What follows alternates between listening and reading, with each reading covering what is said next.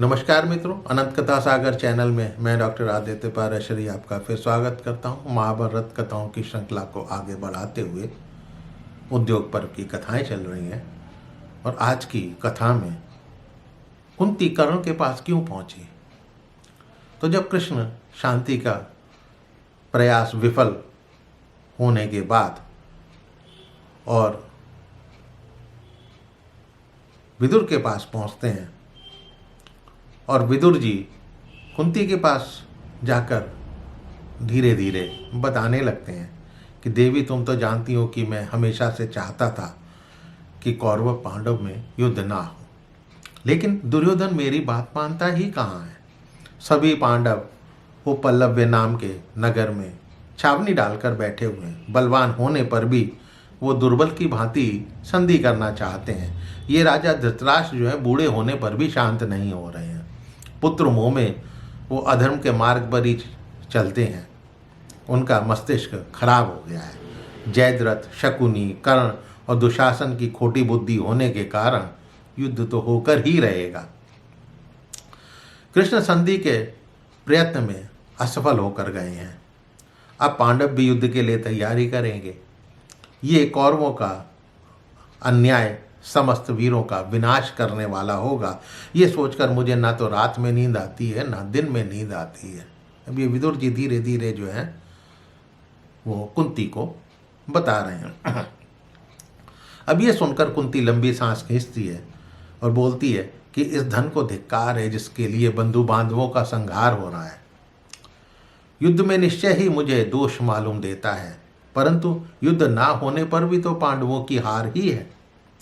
निर्धन होकर मृत्यु का वरण कर लेना ज्यादा अच्छा है, लेकिन बंधु बांधवों का विनाश कर विजय पाना भी तो अच्छा नहीं है। मिथ्यादर्शी यानी असत्य को देखने वाला कर्ण मोहवश जो है सदा दुर्योधन का ही अनुसरण करता है, इसीलिए वो पांडवों से बैर रखता है। हमेशा पांडवों का अनर्थ करने का उसने हठ जैसे ठाना हुआ है। आज मैं कर्ण के पास जाकर उसे यथार्थ संबंधों का परिचय देती हुई बातचीत करूंगी। ये सोचकर कुंती भागीरथी गंगा के तट पर गई, जहाँ पर पूर्व की तरफ हाथ उठाकर कर्ण तपस्या कर रहा था, मंत्रों का जाप कर रहा था। तो कुंती उसके जप की समाप्ति की प्रतीक्षा करके उसके पीछे खड़ी हो गई। जब उसका जाप पूरा हो गया तो कर्ण पीछे मुड़ा तो कुंती को पाकर उसने प्रणाम किया और पास में खड़ा होकर मुस्कुराकर बोला, देवी, मैं राधा तथा अधिरथ का पुत्र कर्ण हूँ। आपने यहाँ आने का कष्ट कैसे किया? अब मुस्कुराकर क्यों बोला? क्यों? उसे तो भगवान कृष्ण पहले ही बता गए थे कि तू किसका पुत्र है। तो कुंती से बोलता है कर्ण, देवी, मैं आपकी क्या सहायता करूं, क्या सेवा करूं? कुंती बोली, तुम राधा के नहीं कुंती के पुत्र हो। तुम्हारे पिता अधिरथ नहीं है। तुम सूत कुल में उत्पन्न नहीं हुए हो। मेरी इस बात को ठीक मानो। तुम कन्या अवस्था में ही मेरे गर्भ से उत्पन्न प्रथम पुत्र हो। कारण ये जो जगत में प्रकाश देने वाला सूर्य है, सूर्य देव है, इन्होंने ही तुम जैसे वीर पुत्र को मेरे गर्भ से जन्म उत्पन्न किया है। मैंने पिता के घर में तुम्हें जन्म दिया था। तुम जन्म काल से ही कुंडल और कवच धारण किए हुए देव बालक हो। तुम अपने भाइयों से अपरिचित होकर धृतराष्ट्र पुत्रों की सेवा कर रहे हो, जो कि उचित नहीं है। तुम और अर्जुन श्री कृष्ण और बलराम के समान ही हो। अर्जुन ने पहले जिस राज्य लक्ष्मी का उपार्जन किया था उसे इन दुष्टों ने हर लिया है। उसे धृतराष्ट्र पुत्रों से हर कर तुम अपने भाइयों के साथ उसका उपभोग करो। तुम सर्वगुण संपन्न ज्येष्ठ भ्राता कुंती पुत्र कर्ण हो। तुम्हारे लिए सूत पुत्र शब्द का प्रयोग नहीं होना चाहिए। तभी एक आकाशवाणी होती है जिसकी आवाज पिता के समान स्नेहपूर्ण थी।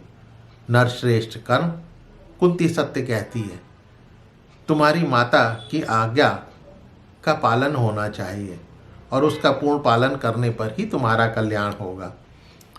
कुंती और पिता सूर्य देव के कहने पर भी कर्ण की बुद्धि विचलित नहीं होती और बोला कि तुमने जो कहा है मुझे उस पर विश्वास नहीं है। तुम्हारी आज्ञा का पालन करना धर्म का द्वार है, मुझे इस पर भी विश्वास नहीं है। तुमने मेरे प्रति जो अत्याचार किया, जो कष्ट दिया, वो महान कष्टदायक था। यद्यपि मैं क्षत्रिय कुल में उत्पन्न हुआ तो वो भी क्षत्रियोचित संस्कार से मैं वंचित रह गया।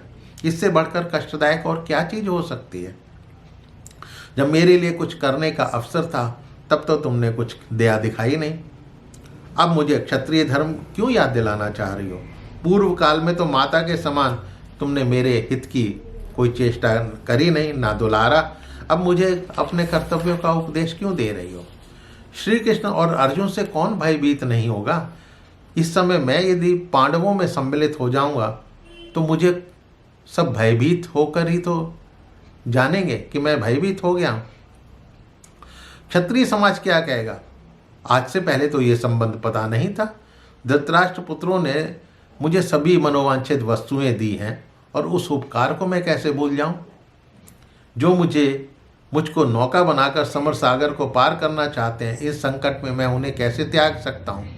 दुर्योधन के उपकार का बदला चुकाने का यही तो अवसर है, उसे कैसे त्याग दूं? जो मुझको नौका बनाकर उस पार जाना चाहता है उसको मैं मझधार में नहीं छोड़ सकता। मैं तुमसे झूठ नहीं बोलूँगा, झूठ नहीं बोल सकता। धृतराष्ट्र के पुत्रों के लिए मैं अपनी शक्ति सामर्थ्य के अनुसार तुम्हारे पुत्रों से युद्ध करूँगा, परंतु उस दशा में भी सदाचार तथा दयालुता की रक्षा करता रहूँगा। लाभदायक होते हुए भी तुम्हारे इस आदेश को आज मैं नहीं मानूंगा, परंतु यहाँ आने का जो तुमने कष्ट उठाया है वो भी व्यर्थ नहीं होगा। युद्ध में अर्जुन के सिवा तुम्हारे 4 पुत्रों को जो है वध के योग्य पाकर भी उनको मैं मारूंगा नहीं। अर्जुन के साथ मेरा युद्ध होगा। अब या तो वो जीवित रहेगा अथवा मैं, दोनों ही अवस्था में तुम्हारे 5 पुत्र जीवित रहेंगे। ये बातें सुनकर कुंती ने कर्ण को हृदय से लगाया और दुख से बोली कि देव बड़ा बलवान है। अब विधाता ने जो लिखा है तुम जैसा कहते हो शायद वैसा ही होगा और इस युद्ध के कारण कौरवों का संहार होगा। तुमने अपने 4 भाइयों को अभयदान दिया है, याद रखना तुम्हारा कल्याण हो, तुम्हें किसी प्रकार का कष्ट ना हो। कर्ण ने तथास्तु कहकर उसकी बात मान ली और दोनों लोग जो हैं अपनी अपनी दिशा को चले गए। तो मित्रों, आपको कथा कैसी लगी? और मेरे चैनल को सब्सक्राइब करना मत भूलिएगा और अपने इष्ट मित्रों से इसको शेयर अवश्य कीजिएगा। मिलता हूँ इसके बाद क्या होता है अगले एपिसोड में। तब तक के लिए नमस्कार।